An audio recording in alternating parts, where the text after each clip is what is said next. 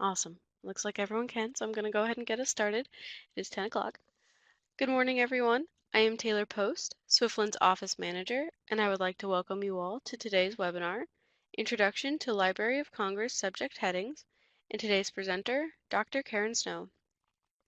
Dr. Karen Snow is an associate professor and PhD program director in the School of Information Studies at Dominican University in River, Illinois.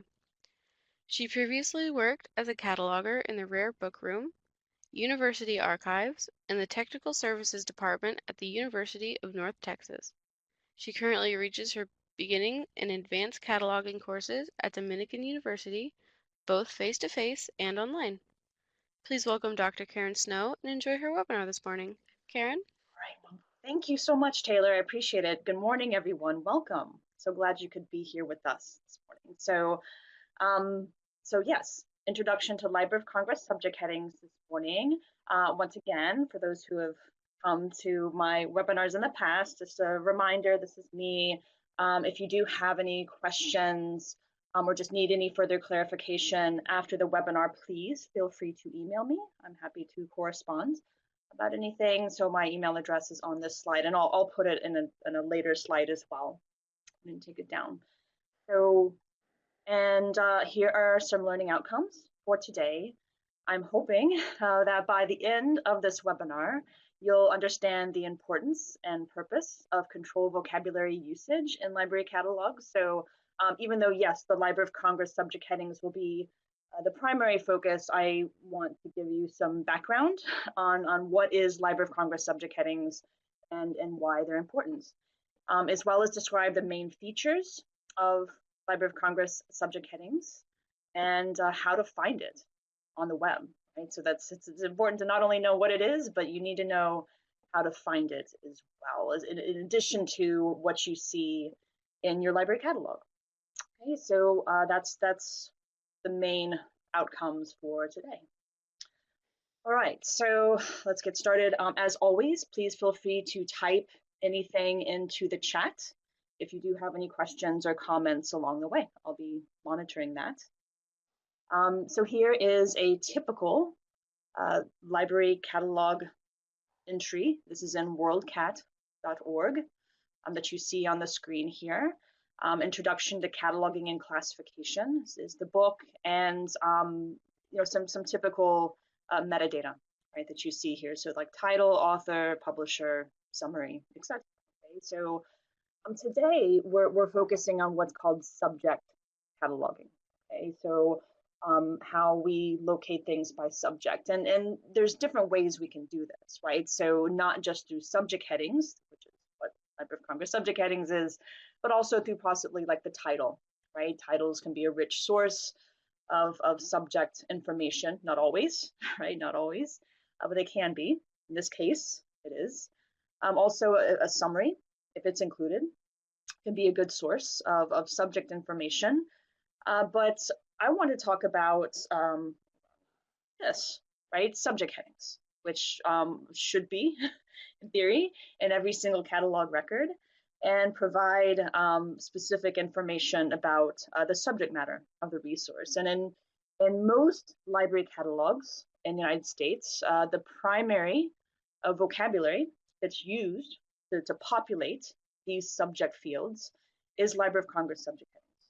Not always, okay, so there are other vocabularies, but it's the prime one. Okay, so more often than not, if you see these subject headings, there are more likely be Library of Congress subject headings than not.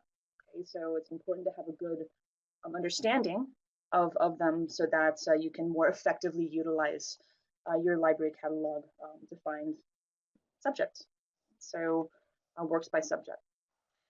Okay, so let's start with control vocabularies, okay, because that's what Library of Congress subject headings is. So let's make sure that we understand what a control vocabulary is and why it's important. First of all, I define a control vocabulary as a standardized list of terms used to describe something, okay? Now, it does not have to be a list that is related to the subject matter of a resource. Okay, so for example, for those who are familiar with RDA, the Resource Description and Access standard in cataloging, the content, media, and carrier types are controlled terms. They're technically a control vocabulary, but they're not subject related. Okay, so there are other types of control vocabularies that are not describing subjects, but more often than not, when we think of control vocabularies, we think of describing subject matter. Okay.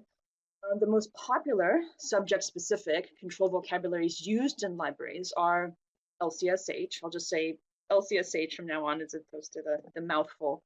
It is Library of Congress subject headings.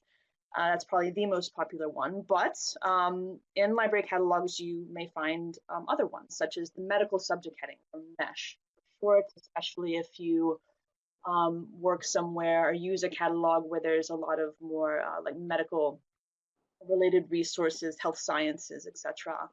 That's quite popular. Library of Congress's children's subject headings is becoming more and more popular, right? Especially for describing juvenile resources. You'll see this. And Sears as well. Sears is it's been around, right, for a while, since the 1920s, but you mainly see it used in like for smaller public libraries and school libraries because it's kind of a kind of more geared towards popular language and describing resources. But anyway, so just kind of keep that in mind.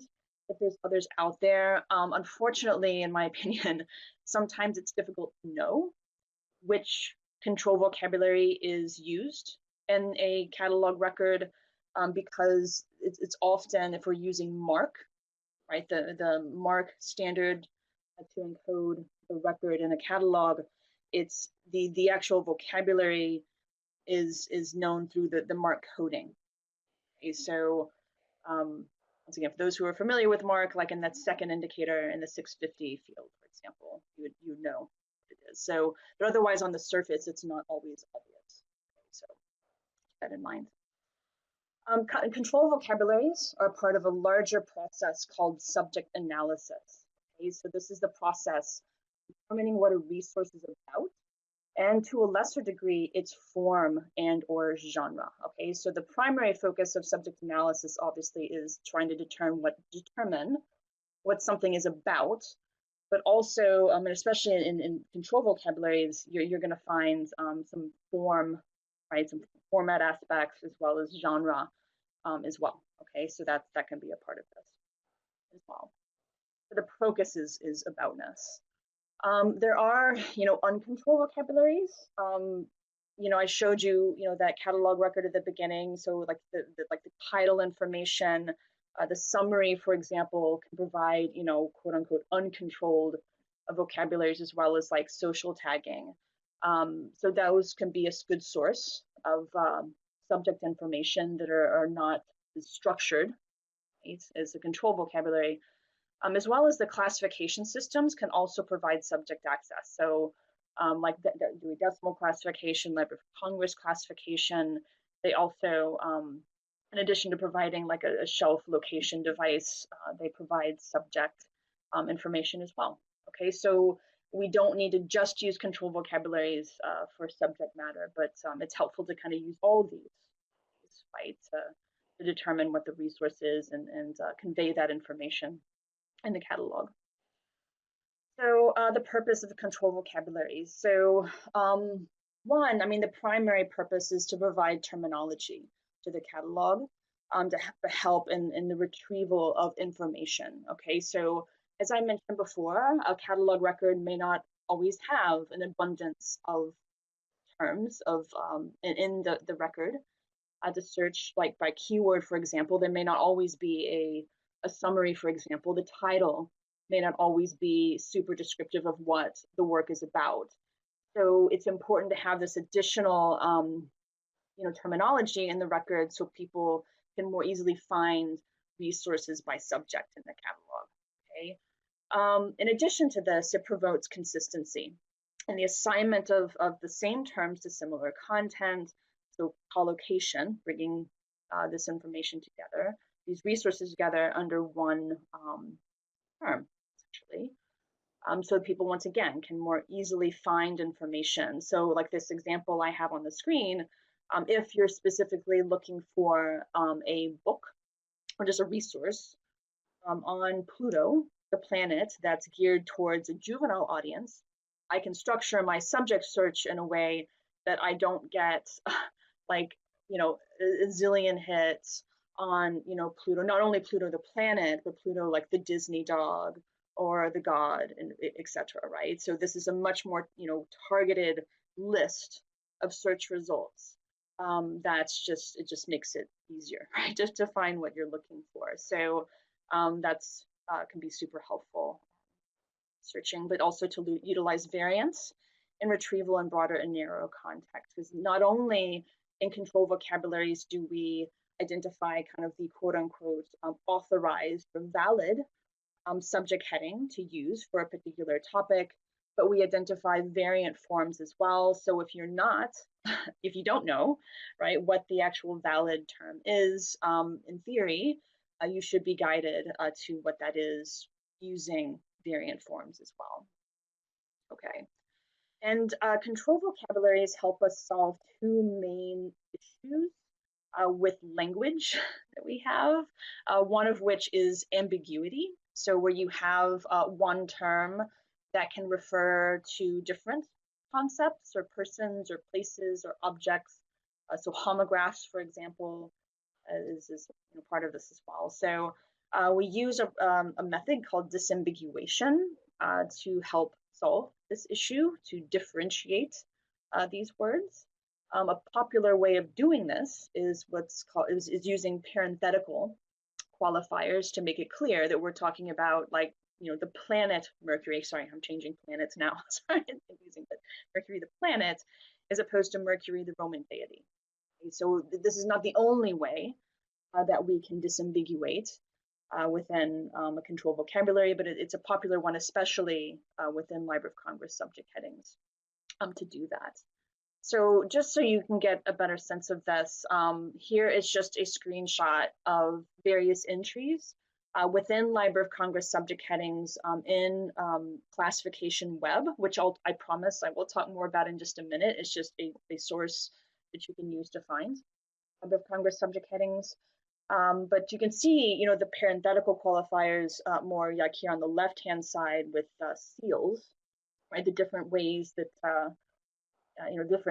different types of seals, right? So there's the seals and labels, as well as seals the animals, seals closures, seals law, right? So to once again to disambiguate these terms, the parenthetical qualifiers are used. But if you look on the right hand side of the screen with Mercury again, we do see the Mercury planet as well as the Mercury Roman deity, but the parenthetical qualifiers are not always used consistently in Library of Congress subject heading. The key is that we have unique terms here. So Mercury just by itself can only be used or assigned to works about Mercury the element. Okay, so, and then otherwise, if you have a work on Mercury automobile, then you have to say Mercury automobile, the Mercury planet, etc. there. So it's really critical in when you use a control vocabulary that you assign or you look for these terms, in this structured way, in these formats, the way it's presented here. Okay, so because otherwise you cannot collocate resources under the one subject and then bring them all together, right, when you do a search. Okay, the other issue with language that control vocabularies help us solve is synonymy, where more than one term can represent the same concept, person, place, or object. So just as an example, here are many different ways that we can refer to the event kind of commonly known as World War I. So like First World War, and then World War I with the numbers spelled out or whatever. But in order to avoid having us or our patrons search these many different ways to find just a book on World War I that they can use to do their research project, we choose just one. Okay, it's probably the one that we least like here because it's a little bit longer, more convoluted, but so World War, 1914 hyphen 1918 is the actual LCSH that we would use to assign to resources that are generally about World War One. So I mean, I think it's kind of helpful just as it helps you remember, when it was fought as well. But otherwise, it's not something that a user would typically know to search. So once again, that's kind of why it's important to have the variance there. There's some sort of mechanism for us to find Library of Congress subject headings in the catalog, using authority control, right, ideally. But then for us, knowing where to find the valid Library of Congress subject headings outside the catalog is also really helpful if you're really struggling. But anyway, but once again, if you're using a control vocabulary, you have to use the term that's in the control vocabulary. That's key. Even though it can be kind of frustrating at times, that is critical for control vocabulary uses that you use the term that's the valid term. Okay. Now, despite the challenges with control vocabularies, there are many benefits to using them, like that I've already talked about. But you may also be wondering, to kind of circle back to that idea, why, especially if some of these terms are just not very user friendly, why do we really need to have them? Okay, can't words from elsewhere in the record, such as the title, summary, the table of contents, isn't that enough? Right? If you just do a keyword subject search. As I mentioned previously, some of this information is not even going to be there, like the summary or table of contents. I mean, that's not required in cataloging to include that information. And sometimes, like I said, the title is not always super descriptive of what the work is about. So that can cause some issues. But there was a study done fairly recently that showed that, here we go, that said, there would be a lot of hits lost if we did not include control vocabulary subjects. So even if, right, you have plenty of records that have descriptive titles, that have summaries, that have table of contents, there would still be almost 30% of hits that would be lost if we did not include a control vocabulary in the record. So this is if we just do it a keyword subject searching. This is not even like a structured subject searching, just a keyword search. We would lose a lot if we did not include this. So, and this is super important just because I think there's always kind of these rumblings about the cost of cataloging and the need to do this in-depth work, and because I'll tell you, I mean, you'll see that assigning Library of Congress subject headings and subdivisions, it's hard work. It's not easy, but it's worth it, essentially, is what this study is saying when it's concluding. Now, let's dig a little deeper into Library of Congress subject headings itself. So just a very brief kind of history here that it began in 1898. So it's the Library of Congress's subject list to describe its resources. It really, the focus initially was just on describing its own resources, but now it's used in libraries around the world. It was first published in 1914 for others to use more broadly, though it was not initially titled Library of Congress Subject Headings. Later in 1975, it was initially titled Subject Headings Used in the Dictionary Catalogs of the Library of Congress. A mouthful there, but that's what it was called. All right, so some of the features of Library of Congress subject headings. So it's obviously been modified over the years. Library of Congress does make changes, additions, deletions to Library of Congress subject headings all the time. So it's not the same list as it was back in 1898. But there's some features that have been in place for quite some time in Library of Congress subject headings, one of which is what's called the principle of scope match. Okay, so the principle of scope match coverage, as it says here, refers to the level of depth at which books are indexed. So as a rule, catalogers try to assign only as many headings to a work as are necessary to sum up the subject of the work as a whole. That's really key. as a whole. In other words, they will not usually assign headings for each individual chapter or section of a book. So once again, for those who have maybe seen the use of subject headings and wonder like, this seems really overly broad, or it just doesn't seem to cover every single topic within the work, there's a reason for that, right? It's because we're only supposed to assign subject headings to the work, the subject matter as a whole, so generally. Okay, so and then also this is kind of tied to this Library of Congress practice. Granted, it's not something you have to follow necessarily, but the Library of Congress practice and general, practice as well is to assign subject headings for topics that are covered in at least 20% of the work. Okay, so you don't want to assign subject headings for topics that are not addressed in less than 20% of the work. And this comes from this document called the Subject Headings Manual, which I'm also going to talk more about here in just a moment. So in other words, we really need to focus on kind of what generally the work is about, but being as specific as possible. I know that's seems like really a contradiction there, but we want to be general, but also super specific. That makes sense. So this ties into this concept of specificity. Okay, so how general or specific are the terms we're using to describe a resource. So just as an example, I find that using an example is most helpful. So let's just say that you're cataloging an encyclopedia of fruit, okay, the fruit encyclopedia. So it's generally about fruit.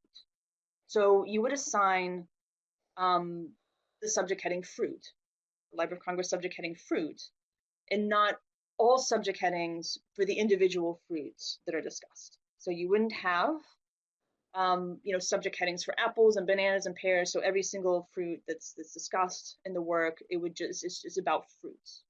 Okay, so you would assign fruit. Okay, so it seems very general, but it is specific to that work, if that makes sense. So that particular work is about fruit. So that's what you would assign it. So that would be within that scope, etc. Now, so here, just show you some fruit. Why not? However, if you do have a work that's specifically about apples, you would assign it apples and not fruit. Yeah, because it's not generally about fruit, it's about apples. Okay. Now with that fruit encyclopedia, let's just say that the person who wrote the fruit encyclopedia was really super excited and knew a lot about apples, and they devoted 40% of that encyclopedia to apples and then the rest of it to other fruits. Now, because there's a lot that's covered about the apples, then yes, it would be fine to assign apples, but otherwise you would not. So anyway, so once again, that's a very simplistic example, but just once again, that's what's really key about Library of Congress subheadings is that you try to be as specific as possible in trying to assign headings that are about kind of what the work is about generally. So. Okay, so I'm hearing some discussion about the sound, and I'm not quite sure what's going on there. So I apologize. I'm trying to. I don't really know kind of what to do about that, but okay. So some things are good. Okay. So hopefully I don't know. That's maybe just kind of a glitch for now, and it'll go away. But I'll try to just kind of speak towards my microphone as much as possible and not too much. My apologies if that's issues on my end. Okay. So, all right, so getting more into the features of Library of Congress subheadings, so keeping in mind that this is also can apply to other control vocabularies, not just Library of Congress subject headings, but one in particular. So like I said, Library of Congress subject headings is a control vocabulary. So it contains what are called equivalence relationships.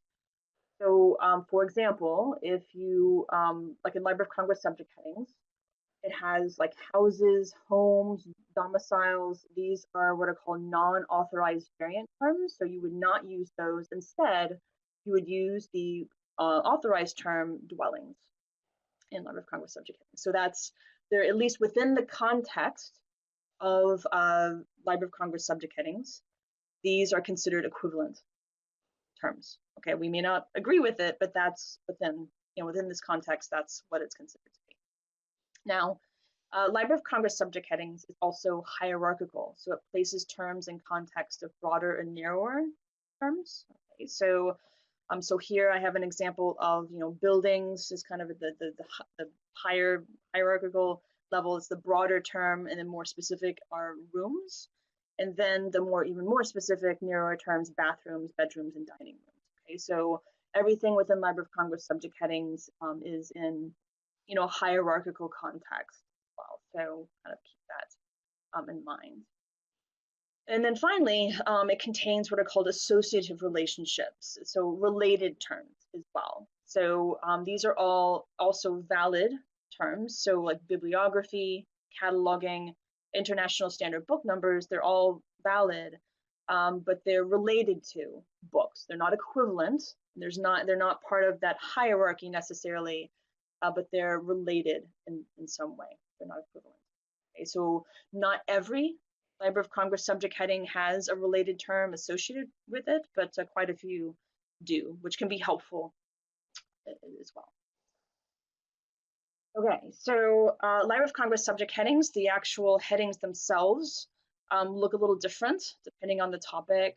Some are just simple nouns, like children, dogs, libraries, but they can also be quite complicated. So like compound nouns or phrases with prepositions or complex phrases. So keep that in mind that that it's not always as simple as you would think, and you do have to assign whatever it says for you to use. So if you have a book that's about names carved on trees, that first complex phrase you see at the bottom of the slide, then you actually have to write that entire phrase, names carved on trees, just as it appears in Library of Congress subject headings. Okay, so don't leave out any words, etc. So same thing with compound phrases. This is quite common in Library of Congress subject headings. So like children and older people, and the one that I always like makes me cringe every time I see it, bolts and nuts. I wanted to call it nuts and bolts, but it's kind of not in charge here, so I can't change it.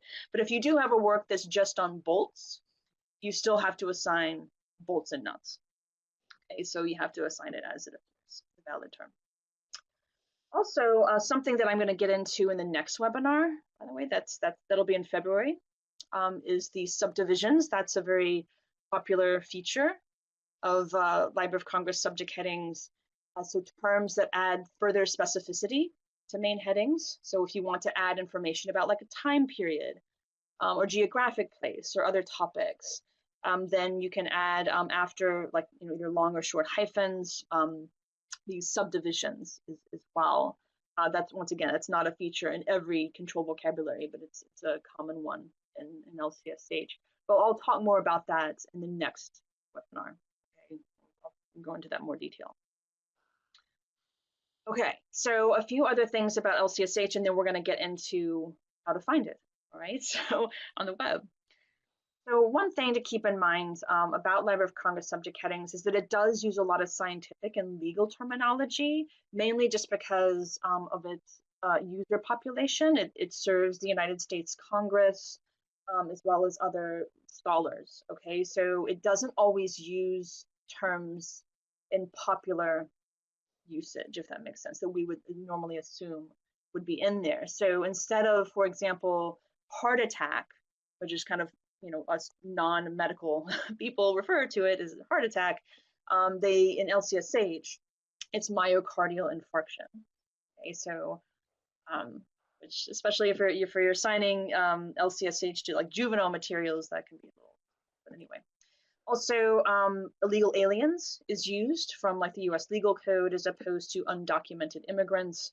That's as I mentioned in my last webinar on cataloging ethics, for those who attended that webinar, we kind of discussed that a little bit, the illegal alien situation. So if you want to kind of learn a little bit more about that, listen to that recording if you can. But essentially, a few years ago, Library of Congress agreed to change the Library of LCSH for illegal aliens actually two new headings, non-citizens and unauthorized immigration. But it's not been made official just because there was some political pushback on that, which is very rare.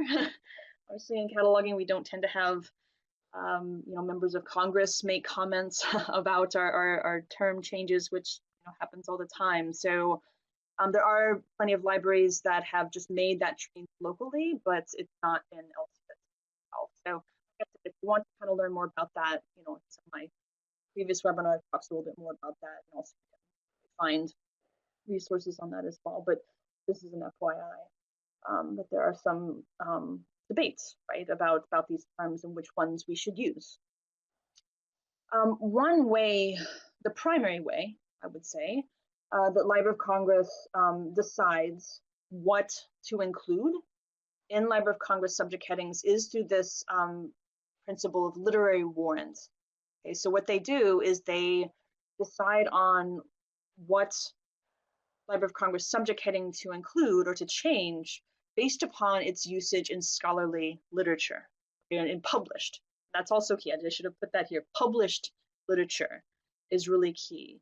So just because a term is used popularly, if it's not in published literature, it just essentially doesn't count. In other words, so yeah, so it kind of is slow going at times for terms to change.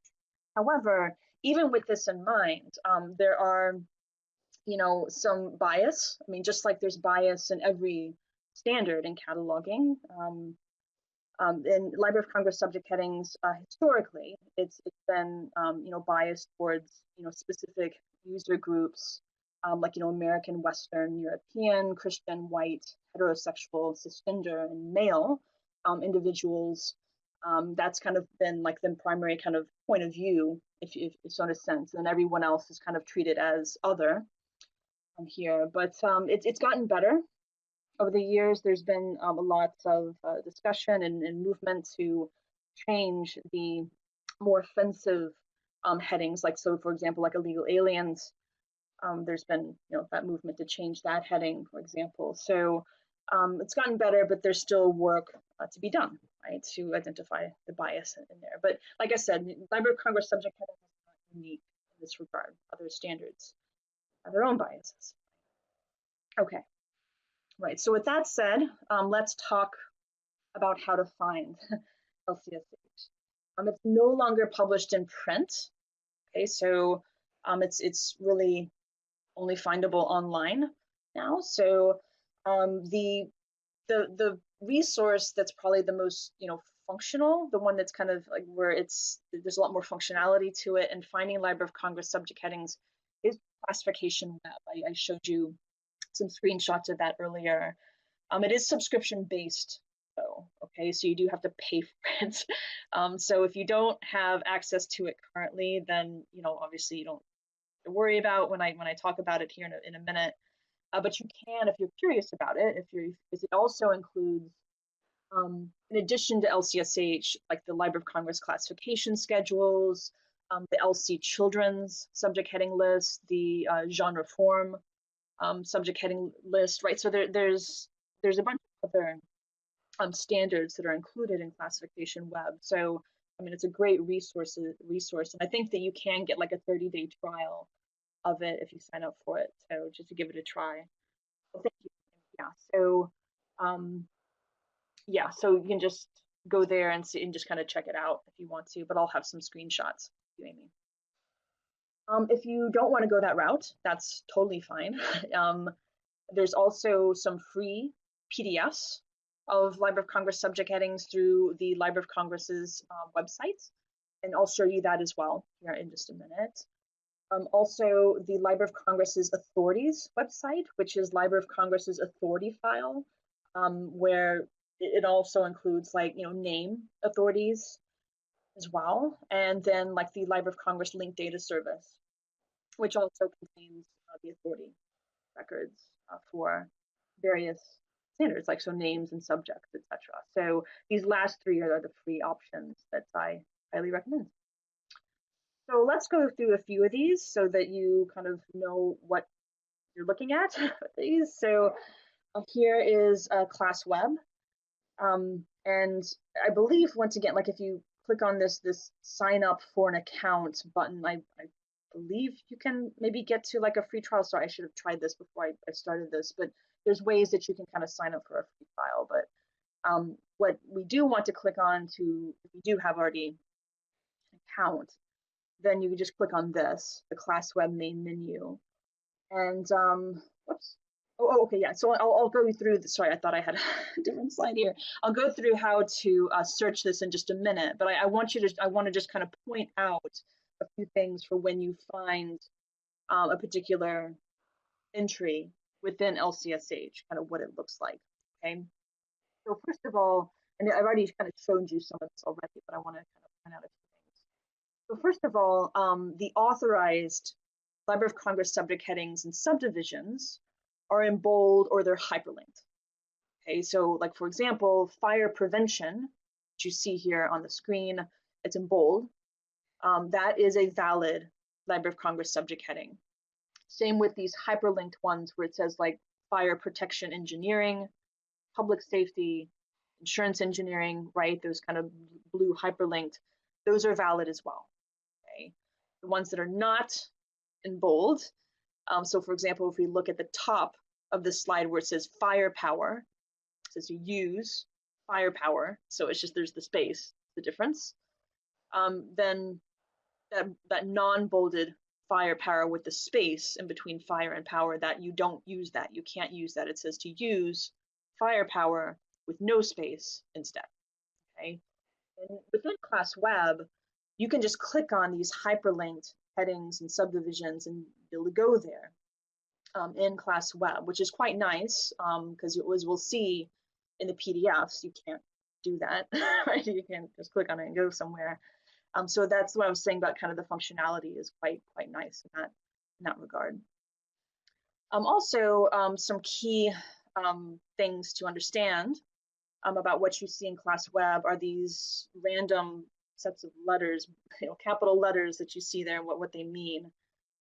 So I've already talked about use, right? So use firepower, right, instead of fire space power. So that just kind of supplies the valid LC heading or subdivision there. But these other ones, right, they're not always obvious. So UF stands for used for.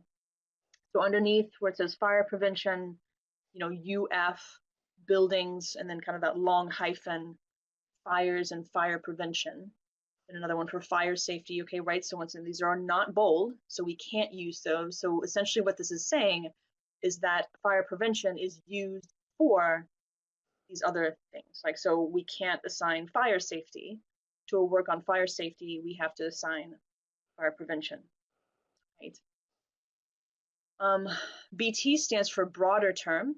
So fire prevention is a kind of a narrower term underneath fire protection engineering, as well as public safety. And then the SA is C also. So this just kind of gives additional information about like subdivisions or other headings that would be appropriate depending on the focus of the work that we're looking at. NT stands for narrower term. So these, if you have like, for example, a work on Christmas trees, fires and fire prevention, that's the very bottom of the slide, then you want to use that, right? So not just fire prevention generally, but on fires and fire prevention of Christmas trees there. And then related terms, like as I mentioned, there's the associative relationships, right? So insurance engineering is a related term here. So that's similar to fire prevention, but a little bit different, but it's still valid. Insurance engineering and about that. But right, so here that's kind of the majority of what you'll see here in entry in Library of Congress subject headings in class web. Right. Now let's look at a specific example and then kind of walk through what we would do to find the valid Library of Congress subject heading in classification web. And then I'll do the same thing for the other online resources, okay? So let's just say that we have this big book of equestrians, okay? So So the main focus of this book, the subject of this book, is equestrians, okay, all sorts of equestrians. So what do? So the first step to find the valid Library of Congress subject heading is first not assume that it's equestrians. We can't assume that. It's important to find the valid LCSH. Here, this is just once you go to the classification web main menu and click on LC subject search, you'll get this screen, right, where you can search by subject heading, free floating subdivision, which I'll talk about in the next webinar, unstructured headings and subdivision, keywords, and class numbers. So I always recommend, especially to my students, just to start with just kind of a subject heading search, and then you can use like keyword if you're not finding what you're looking for. But just doing a search for equestrians, and it's not it doesn't matter if it's capitalized or not, right? Just whatever, doesn't matter. But then if I do that search, I hit enter and search for equestrians. It tells me to use horsemen and horsewomen. So equestrians not in bold, can't use that. It says use this instead. Okay. So then note that horsemen and horsewomen is hyperlinked, kind of a blue here with hyperlink. I can click on that, and then it takes me to that entry within LCSH. So, and then, so I pretend to click on that, and here we go, horsemen and horsewomen in bold. So I know that's valid. And I see a lot of the same things that I saw with the fire prevention, the UF and the BT and the NT, etc. So note here, once again, the UF, so used for equestrians, women equestrians, horsemen, horsewomen. We want to use this entire phrase. So, if I do have a work that's specifically on cowgirls, I note under like the NT, there's a bunch of narrower terms, then yes, I want to use cowgirls, right, instead of horsemen and horsewomen, right? Concept of specificity. We want to be as specific as we can, as long as the topic is in 20 more than 20% of the work, right? So looking at it like that. Okay. And I wanted to point out, same thing here. Here's a free option for finding Library of Congress subject headings, the LC Authorities website. The only issue here is that it's organized in authority records, right? This is an authority file, and so there's authority records for each LC subject heading and subject heading strings. So if you're not as comfortable with looking at authority records, then this maybe a little bit takes some time to get used to. But once again, it's free, so that's nice. So we just want to click on the search authorities and just make sure that we choose the option for searching subject authority headings as opposed to name authority headings, unless the work you're describing is about somebody, right? So it also has options for like title, name, title, etc., and then keyword if we need to do that. So once again, if I want to search for the valid LCSH for equestrians, I just type that in, subject authority headings, begin search, and I get a screen like this. So so I have my equestrians there kind of in the middle of the screen, but note on the right hand side the type of heading, right? I want to make sure that I'm getting like the Library of Congress subject headings.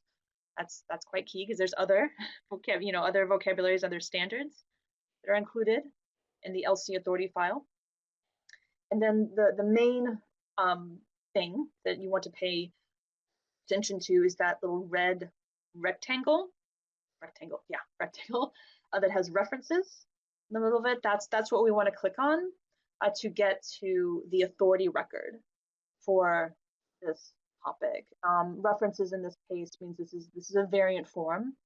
It's not the authorized heading, but that's okay. We'll get to it either way. The main thing is the red rectangle you would want to click on. And then through a series of screens, you want to get to the authority record. You can see here authority record, see horsemen and horsewomen. Okay, we're getting a little closer. Also, depending on what you click on, you'll get the narrower terms. So remember, I showed you that in class web, how there was a bunch of narrower terms. I couldn't quite fit all of them on the screen. But as are, cowboys and cowgirls and dressage riders, etc. So we can here, click on this if we want to. If we like, oh, I need cowgirls after all. Click on that. The authority record. Otherwise, this is what we get to eventually. The authority record for horsemen and horsewomen with the kind of authorized term in the 150 field in this authority record, a variance in the 450 mark fields. So once again, we saw that in classification web. And then the broader term in this particular context is the 550 field. The 550 will have other kind of related terms, but in this case, it's the broader term animal specialist. So in the authority record, once again, I'll show you another way of looking at this if you're not big into mark. If you don't understand the mark, I show you another way of looking at it. I guess one of the benefits of the authority record is it does often give you a little bit more context, a little more information. So here, like in these 670 fields, where it has like kind of, it uses equestrian multiple times here, kind of gives you a little bit more information that you won't see in classification web. So there's, positives and negatives to both resources. But if you don't want to deal with looking at this in mark, you can just choose a different display, right? So as opposed to the mark display, you just choose the label display, and it's the same information. You just don't have to look at all the, the number fields and the subfields and all that good stuff. So there. Okay, and then finally, I wanted to show you this website, the free PDFs for Library of Congress subject headings. That is also, this page has like the introduction to the Library of Congress subject headings, etc. But this has the individual PDF files by beginning letter. Okay, so and you can see here how some letters have a lot more pages than others. Right? So Z has only 37 pages, where C has 827 pages. Right? So it's quite large, some of these files. But once again, it's free, so that's nice. So if we're just going to stick with our equestrians example, yeah. So we just choose E, right? These are all kind of hyperlinked letters. So we just choose the E. I'm clicking on that, and then kind of scrolling down here on page 201 of this PDF, I was able to locate equestrians here. Once again, it looks similar to what we saw in classification web, because these are not the authority records. This is just kind of a listing of the valid LCSH and the variants. But here we do have equestrians, and it says to use horsemen and horsewomen. So then we have to go back out, click on the H, and then it'll take us obviously to the horsemen and horsewomen entry with the same information that we've been seeing, with the narrower terms and the broader terms, etc. Okay, so it takes a little bit more time, right, to use this, but it is what it is. Right? So at least it's available now. Okay. Another resource, so this is not to find Library of Congress subject headings. Oh, and so Kathy, okay, so Kathy, you're asking about mark. Can I hold that? So that's a great question. It's kind of a mark specific question, but just in a nutshell, we can talk about that a little bit more later. But in a nutshell, the 450 field is an authority record. It's like authority mark, as opposed to the 650, which isn't a bibliographic record. That's bibliographic mark. So you would not find a 650 field in the authority record, because that's just for the bibliographic record. And then the 450 would only be in an authority record for the particular, in this case, a particular subject heading. But we can, if you can hold that thought, I'm happy to talk about that a little bit more later, just as I know mark can be a little confusing. So but we can talk more about that. Okay. So here we're not going to find the Library of Congress subject headings themselves here, but this is what's called the Subject Headings Manual, which is Library of Congress's guide for creating and applying LCSH. Okay, so this kind of just gives you additional instructions on kind of what to do and why Library of Congress subject headings are constructed the way they are. Okay, so there's quite a bit here. So here's just one example. Okay, so this is the subject headings manual H285. The general rule here, so it's about singular versus plural forms and subject headings. So if you've ever wondered, okay, well, why are certain subject headings plural and others are not? This is why. So it says here when you're establishing or creating topical headings, then use the plural form if you have entities that are capable of being enumerated. Okay, so that means, can you count them? Can you count them?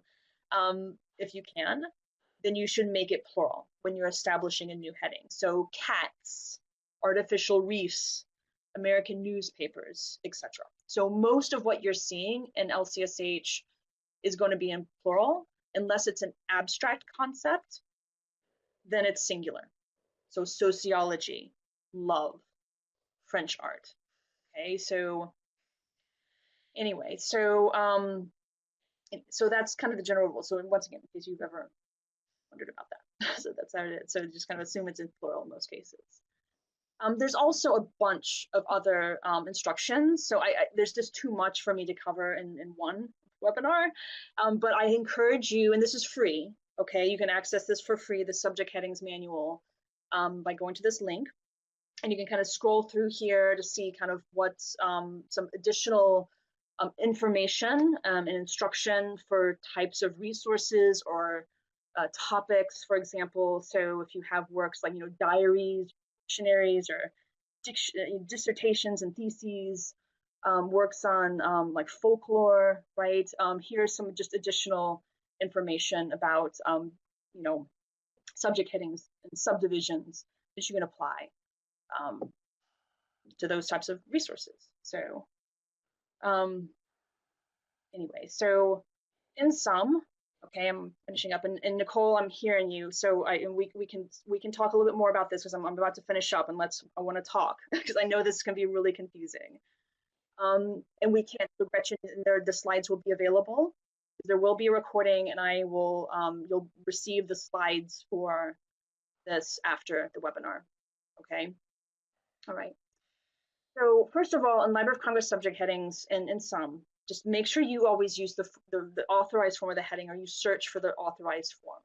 Okay, so as I talked about, even if the work is about just horsewomen, you still have to use horsemen and horsewomen. Okay, and that's, again, it's a control vocabulary. So even if it can be kind of a little confusing on what to use, you have to use what LC says to use. Okay. And then also if it's a work is only about one fire department, let's say, okay, so it's a work on the singular fire department, that you still have to use fire departments, okay, which is plural, as I just said. Most of these topical headings will be plural, and that's what you would assign to a work on a singular fire department as fire departments. Also, like I said, use the narrower terms rather than broad terms if possible, if it's a work on a specific topic. And then what you'll find most often are topical subjects. So topical, when I say topical, I mean like concepts, objects. Okay, so anything that's not like a geographic place, a time period, a form, is pretty much topical. Okay, that'll usually be chosen as a main heading, main subject heading, unless kind of the main focus of the work is like a place, a time period, or form. So let's just say you have a travel guidebook to Chicago. Okay, Chicago is the main focus there. So yeah, we would want to have a subject heading on Chicago, but otherwise, a lot of the times the focus will be the topical subject. Then we use what are called subdivisions to kind of narrow the focus, using like geographic subdivisions, time period, etc. Okay, once again, we'll talk more about that in the next webinar. Also, we want to assume that the subject headings are referring to non-fictional accounts of a topic unless it's implied otherwise from the heading itself. Okay, Otherwise, you need to further subdivide a main heading to convey that it is a fictional account of the topic. So obviously, if you have a work that's like a mystery, mystery stories, okay, then it's detective and mystery stories. That in and of itself implies these are fictional stories. They're fiction, English fiction, fiction. Okay. Otherwise, if you just have horsemen and horsewomen, Mercury planet, cats, whatever, the assumption is that you're talking about a non-fictional account of that topic. Okay, and if you need to say that no, this is actually a fiction book on this topic, we need to add something else to convey that. So here, for example, I have 2 books on the top on nonfiction accounts of like high schools and dogs. Okay, so I can just assign high schools and dogs to those 2 works. However, on the bottom, I have 2 fiction works, so novels, but also are about high schools on the left and dogs on the right. I want to add juvenile fiction, a subdivision, to make that clear that these works are not, like nonfiction works on these topics. That's really quite critical. So, but that's kind of a good transition into this. I'll talk a bit more about subdivisions. That's the main focus of the next webinar on February 25th. If you want to learn more about that. I also want to talk a bit more about the use of genre form headings in subject cataloging because that's become more and more popular. That'll be in March. I'm going to talk about like the Library of Congress genre form headings, as well as some other ones, other lists as well. But yeah, we'll talk more about that. And so let's talk. I know that this can be quite overwhelming. So, and like I said, you'll have these slides afterwards to kind of look at them and email me, please. I really don't mind if you want me to want to talk further about this. But does anyone have any questions, like anything that you need clarity on? Yeah, we talked about.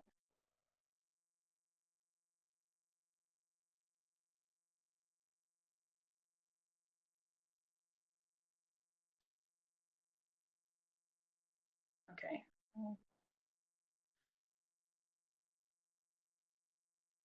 Well, thank you, you all. Thank you, Kathy.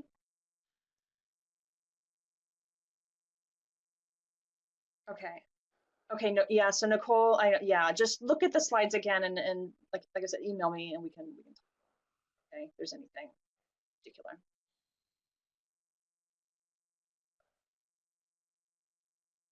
So Amy, you're asking, so you're curious about how anyone uses LCSH in a public or academic library. So do you mean, can you explain further what you mean by that? Like, and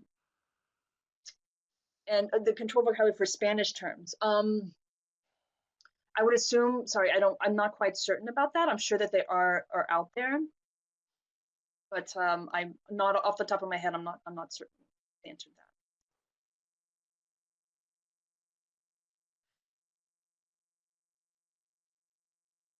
that. Okay, so how to use them in searching with patrons, but curious about others. So do you mean,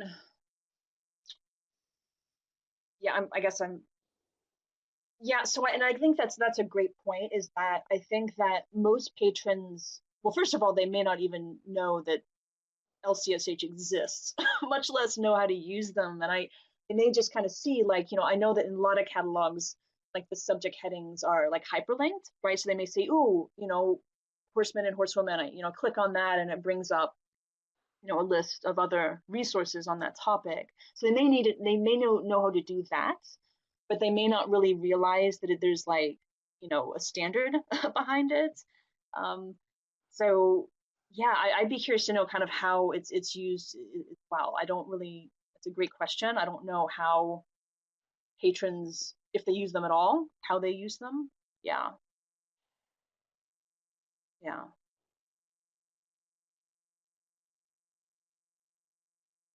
Yeah.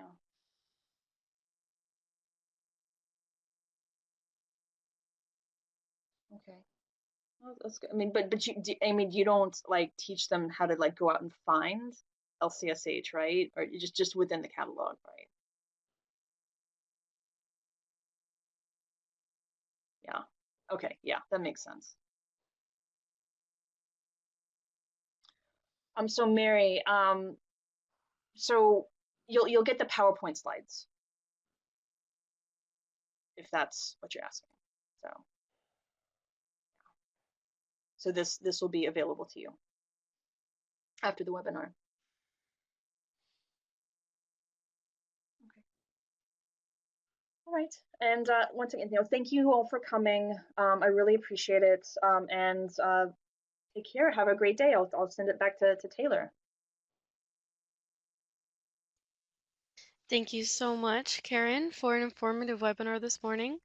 Attendees, if you enjoyed this webinar, we ask that you join us on February 25th for Dr. Karen Snow's next webinar, Subdivisions in Library of Congress Subject Headings. As always, we encourage you to keep an eye on the Swiftland CE calendar, the Swiftland Facebook page, or your message from the listserv. Thank you everyone for attending and have a great rest of your day. Thank you, Deb. Thank you, Karen.